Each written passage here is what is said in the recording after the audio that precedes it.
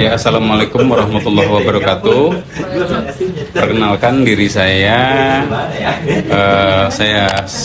Fajar Suryanto. Saya bekerja di perusahaan PT Al-Aqsa Jusru Dakwah sebagai office staff.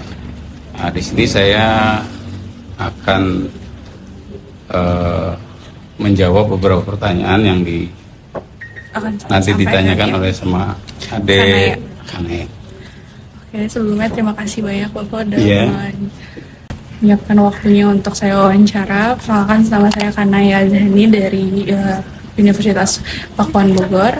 Di sini saya izin untuk mewawancara mengenai komunikasi organisasi di perusahaan Bapak. Pertanyaan pertama yang ingin saya sampaikan, kira-kira ada tantangan apa yang dihadapi oleh perusahaan? Apakah misalnya globalisasi, terorisme, perubahan iklim, atau perubahan demografi? Bisa dijelaskan juga tantangan tersebut apa? Ya, sebelumnya terima kasih. Kebetulan untuk menjawab pertanyaan ini yang berkaitan dengan globalisasi, terorisme ataupun perubahan iklim dan perubahan demografi, kebetulan kita juga ini kan adalah perusahaan yang bergerak di bidang jasa. Jadi untuk tantangan-tantangan yang mungkin kita hadapi, yang terjadi selama dalam kurun waktu ini adalah yang paling terasa adalah tantangan tentang globalisasi, di mana sekarang yang kita ketahui semua peraturan-peraturan ataupun persyaratan-persyaratan yang diberikan dalam pemenuhan kebutuhan di bidang jasa semuanya berbasis teknologi, ya. Nah, di bidang globalisasi ini kita beralih dari sistem yang manual ke sistem yang digital. Nah, di sini semua berbasis kepada aplikasi yang diberikan baik kepada pihak penyelenggara penyelenggara jasa maupun konsumen yang menggunakan jasa kami.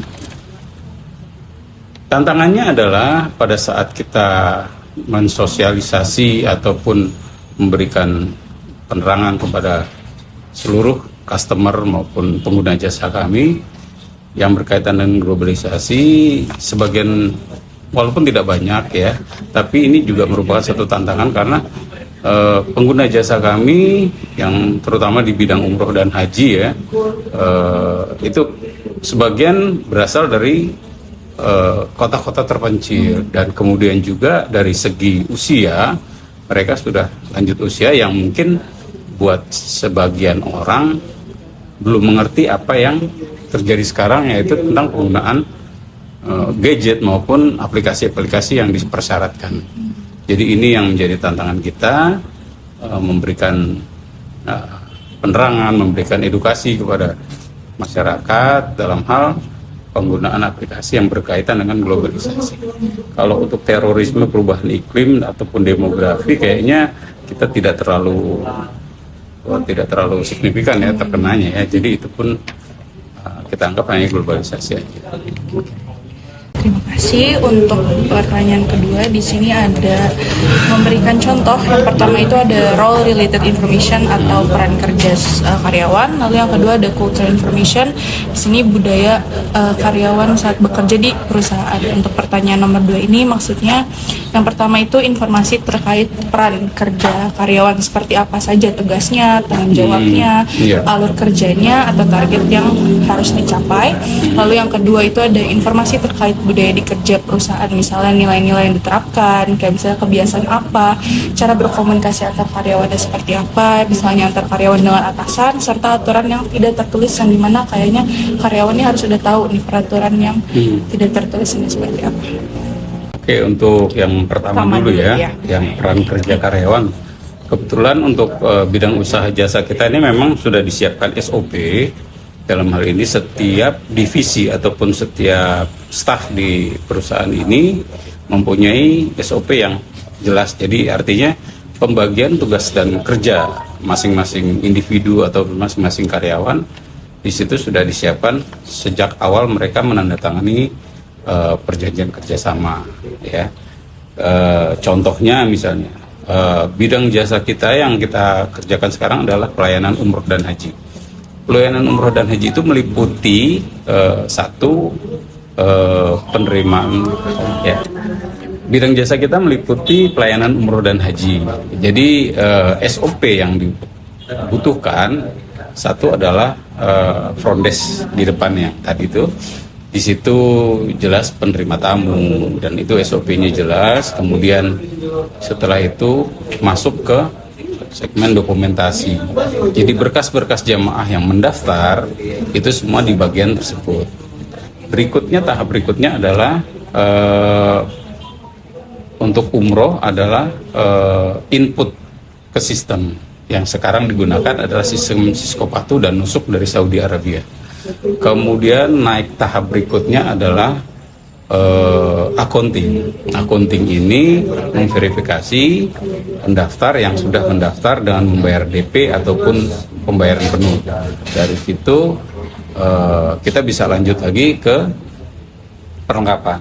Nah, dari perlengkapan itu jamaah yang sudah melaksanakan pembayaran dan sudah melakukan pendaftaran akan diberikan perlengkapan sesuai dengan program yang dia ambil. Kemudian setelah itu masuk ke divisi manasik, ya. Pada saat sebelum jamaah berangkat, jamaah akan mendapatkan manasik yang nanti diatur waktu dan tempatnya, kemudian akomodasinya apa aja dari situ. Setelah itu, setelah manasik sudah fix kapan berangkat. Setelah pendaftaran, ya, ini masih ada kelewat satu, itu masuk ke divisi program yang di situ meliputi tiketing, marketing, dan keuangan. Itu 3 bersinergi untuk membuat satu program, ya. Di situ ditentukan jumlah harinya, misalnya 9 hari atau 12 hari, terus setelah itu tanggal berapa kapan berangkat, berapa kapan pulang, dan dipastikan untuk tiket kepulangan dan keberangkatannya. Setelah itu masuk ke divisi keberangkatan, perlepasan ataupun keberangkatan. Nanti pelayanan jamaah selama dia selesai manasik sampai dengan dia berangkat umroh, itu divisi tersebut yang melaksanakan dengan SOP tersendiri. Jadi saya pikir untuk peran kerja karyawan, masing-masing karyawan sudah mengetahui tugas dan tanggung jawabnya sesuai dengan SOP dan divisi yang ditetapkan. Kemudian dengan budaya kerja perusahaan, nah ini budaya kerja perusahaan saya pikir untuk di setiap perusahaan berbeda-beda, ya. Jadi untuk misalnya cara kita antar divisi berkomunikasi, ya kan, terus kemudian untuk kebiasaan-kebiasaan yang dilakukan pada saat biasanya untuk kita di sini setiap hari Jumat kita adakan setelah ba'da asyar itu kita adakan pengajian. Jadi begitu, memang tidak terlalu lama, sekitar 20-25 menit. Setelah itu kita lanjut ke pekerjaan masing-masing. Jadi untuk mempererat mempererat kerjasama juga, di samping itu juga enak komunikasinya antar karyawan, kemudian juga menambah pengetahuan kita, ya seperti itu. Untuk pertanyaan berikutnya, di sini ada proses pembuatan keputusan perusahaan menggunakan rational model atau intuitive process, yaitu yang dimana Bapak dapat menjelaskan bagaimana perusahaan biasanya mengambil keputusan, apakah berdasarkan data dan analisis yang sistematis atau lebih mengandalkan pengalaman dan intuisi pemimpin, serta minta mohon diberikan contohnya juga seperti itu. Kebetulan pertanyaan ini kita menggunakan dua-duanya, ya, rational model dan intuitive process, karena data buat kami itu adalah suatu hal yang penting ya. Jadi bagaimana cara kita menjalankan perusahaan, bagaimana cara kita men-treat customer ya, jemaah tentunya, dan bagaimana kita menyelesaikan permasalahan itu semua dari data ya. Data-data yang diambil itu bisa kita dapat dari kurun waktu yang selama kita melakukan operasional pekerjaan ya. Nah, dari situ kita bisa mengambil sampel-sampel tertentu yang kira-kira ini yang harus diperbaiki misalnya, atau mungkin ini yang harus dikurangi misalnya. Kemudian untuk intuitif proses, biasanya pimpinan kita juga kan sudah lama berkecimpung di bidang jasa ini ya.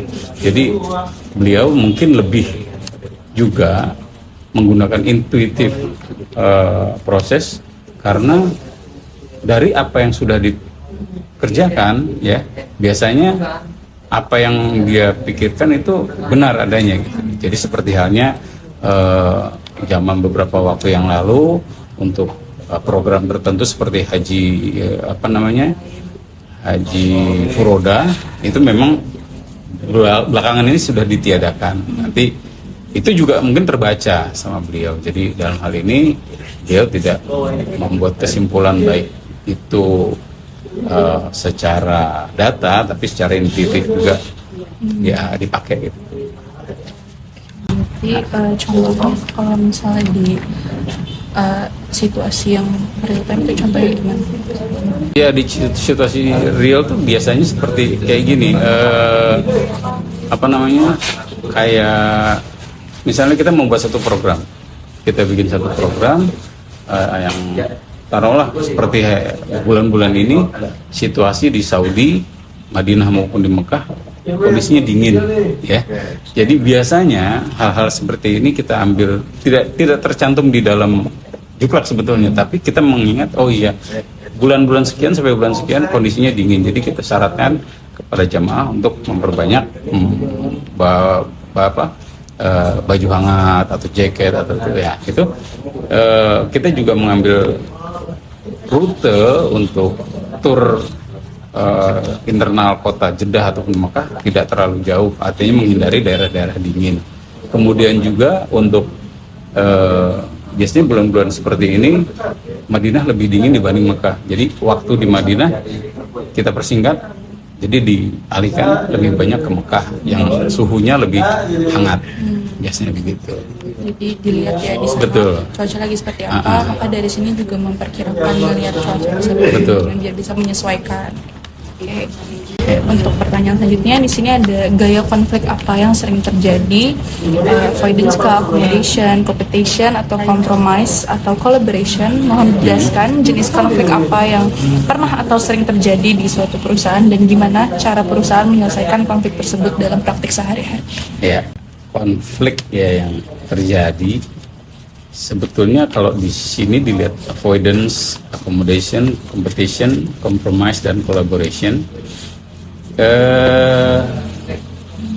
Konflik yang terjadi itu sebetulnya bukan konflik-konflik yang ada di sini ya, seperti ini avoidance atau accommodation, karena kita terus terang untuk hal-hal ini memang kita sudah manage demikian rupa agar meminimalisir konflik-konflik yang terjadi, karena yang kita tawarkan kepada jamaah itu adalah jasa dan pelayanan yang semaksimal mungkin harus kita jaga ya. Kalaupun ada, sebetulnya sih bukan konflik ya, artinya kejadian-kejadian atau sesuatu yang timbul dari mungkin biasanya program yang kita buat, atau mungkin dari pihak jemaah yang mungkin salah satu contoh seperti ini, pada saat kepulangan ya kan, ada jemaah yang sakit yang tidak bisa on schedule ikut pulang dengan pesawat ya. Biasanya hal-hal ini menimbulkan pihak pimpinan mengambil keputusan untuk berarti harus masuk rumah sakit dulu, selesai dirawat, baru kita bisa kembalikan ke tanah air kan begitu. Dan hal-hal ini juga biasanya kita sampaikan kepada pihak keluarga dari jemaah tersebut bahwasanya kondisinya tidak memungkinkan untuk pulang di hari yang ditentukan. Jadi hal ini kita konfirmasikan ke pihak keluarga dan sebagian besar keluarganya juga mengetahui dan menyetujui apa yang kita coba lakukan. Nah, memang hal-hal seperti ini tidak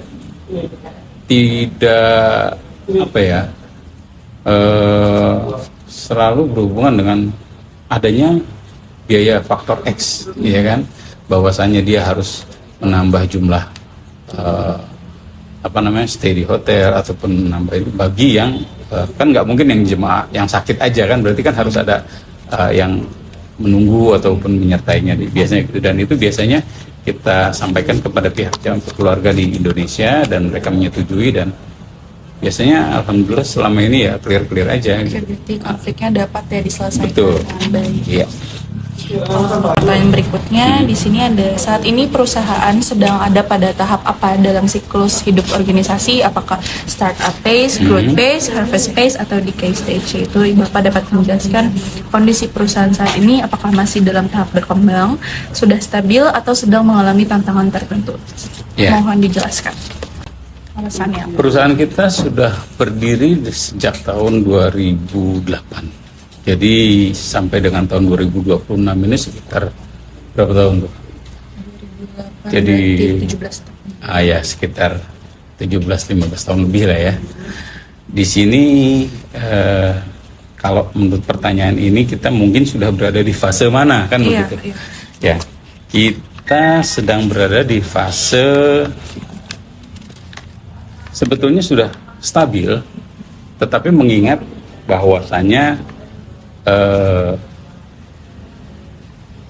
hal yang kita pasarkan adalah jasa, ya.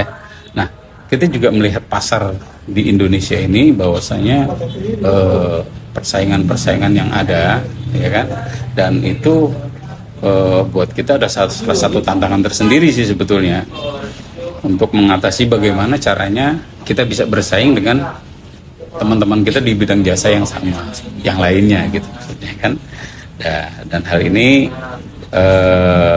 kita sudah tidak lagi seperti yang Mbak bilang startup phase ataupun growth phase, kita sudah stabil saat stabil karena ya kita sudah running, kita tinggal jalan aja. Jadi tinggal kita apa sih yang perlu kita kembangkan gitu aja. Lalu, apakah ada sedang mengalami tantangan tertentu atau? Tantangan tertentu kebetulan sekarang sedang peralihan dari pengurus Kementerian Haji, Kementerian Agama beralih ke pengurus ke Kementerian Haji dan Umroh yang jelas kita semua sebagai jasa travel umroh dan haji berada di bawah naungan Kementerian Haji dan Umroh. Nah, ini kita sedang menyesuaikan diri, kita juga sedang menyesuaikan peraturan-peraturan yang mereka buat. Kita juga sedang bernegosiasi dengan mereka agar apa yang kita jalankan ini bisa bersinergi dengan mereka. Sementara ini memang ada satu kendala yang membuat kita juga masih terus berkoordinasi dengan pihak Kementerian Haji dan Umroh Indonesia. Itu ya tantangannya. Lalu pertanyaan berikutnya di sini, apa saja yang dapat menjadi pemicu stressor atau stres di perusahaan, yaitu faktor-faktor yang dapat menyebabkan tekanan atau stres kerja bagi karyawan, baik dari beban pekerjaan, lingkungan maupun sistem kerja yang ada di perusahaan. Jadi memang yang bisa membuat stres atau tekanan bagi karyawan maupun perusahaan adalah pada saat kita membuat suatu program, dan program yang kita buat dengan sedemikian detail dan persiapan yang matang, ternyata begitu kita pasarkan peminatnya kurang, ya.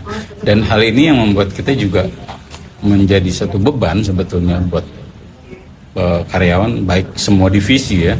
Bagaimana caranya agar apa yang kita buat ini, apa yang kita lempar ke pasar ini bisa diambil ataupun bisa mendapat dari jamaah dari pasar yang ada gitu. Jadi sebetulnya itu. Lalu pertanyaan berikutnya, bagaimana keberagaman atau diversity di tempat kerja? Apakah karyawan terdiri dari berbagai sara, jenis kelamin, usia, dan budaya? Ya, kalau Bisa gitu. diversity di tempat kita memang sejak tahun 2008, kebetulan saya termasuk orang yang di tahun 2008 sudah bergabung dengan perusahaan. Juga ada beberapa teman-teman kita yang termasuknya baru,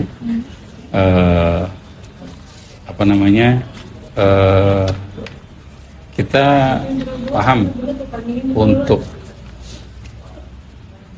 yang usianya di atas 40, ya kan, itu ada beberapa teman kita juga. Dan terus terang ini juga jadi kita menyesuaikan dengan kondisi sekarang, karena baik ilmu pengetahuan maupun teknologi, ya kan, anak-anak yang baru-baru ini juga harusnya lebih menguasai, ya kan.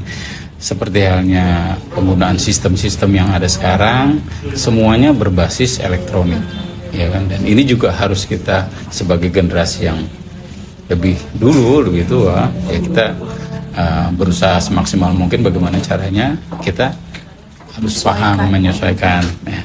Kemudian untuk jenis kelamin memang kita terdiri dari laki dan perempuan di sini, baik di bawah itu di front desk maupun di marketing, di tiketing dan di bagian keuangan itu kita menggunakan tenaga wanita, karena mungkin situ lebih paham ya untuk bagian-bagian tertentu. Biasanya yang front desk itu kan harus langsung bertemu dengan tamu, bertemu dengan customer gitu ya. Nah, jadi itu. Ini untuk pertanyaan terakhir, yaitu jelaskan teknologi komunikasi apa saja yang digunakan perusahaan, misalnya ada email, website, media sosial, aplikasi marketplace, dan lain-lain. Komunikasi apa aja, teknologi komunikasi apa aja yang digunakan perusahaan untuk keperluan internal maupun eksternal, serta fungsi dari itu tersebut. Ya. Untuk pertanyaan ini kayaknya kita pakai semua deh, Mbak. Oh, ya. Ya, baik email, website juga kita punya, media sosial itu juga kita ada di TikTok maupun di Instagram. Kemudian aplikasi juga nanti juga akan kita kembangkan lebih lanjut, aplikasi untuk penjualan dan marketplace ini juga kita udah di beberapa marketplace juga kita kembangkan juga. Kayaknya semua, kalau email udah pasti ya, karena semua hal yang berhubungan dengan informasi baik email, baik keluar maupun ke dalam kita pakai. Untuk website sendiri kita juga ada di www.alaqso.co.id ya. Itu website kita, di situ juga bisa dilihat baik pengalaman, baik sepak terjangnya, baik pembina dan pembimbing haji dan umrohnya yang kita punya di situ. Kemudian juga struktur organisasinya itu ada. Berarti fungsinya yang tadi email itu untuk menyampaikan informasi untuk calon jemaah. Betul. Lalu media sosial itu untuk media promosi ya. Media promosi ya. Dan aplikasi untuk detail. Ya, detail secara keseluruhan untuk pendaftaran. Website, ya, betul. Baik, itu aja 8 pertanyaan dari saya dan kelompok saya. Terima kasih banyak udah sama-sama. Iya. Kita semoga bermanfaat juga informasinya. Semoga bermanfaat juga buat mbak-mbaknya. Terima kasih. Iya. Waktunya. Sama-sama. Assalamualaikum warahmatullahi wabarakatuh. Waalaikumsalam warahmatullahi wabarakatuh.